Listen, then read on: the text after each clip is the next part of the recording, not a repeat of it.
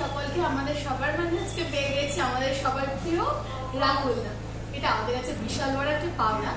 তো রাহুল দাকে ছোট্ট আমার তরফ থেকে একটা প্রশ্ন, প্রথমে বলো রাহুল দা কেমন আছে? খুব ভালো আছে। এই জায়গাটায় এসে এবং তোমাদের সাথে থাকতে পেরে আমার সবসময় ভালো লাগে, তাই আজও খুব ভালো আছে। আর একটা প্রশ্ন আমার তরফ থেকে, যে এই সজ্জাতে কাজ করে তোমার একটু মতো কেমন লাগছে? খুব ভালো, তার কারণ পুরো শুটিংটা আমরা পারিবারিক একটা আবহে করেছি।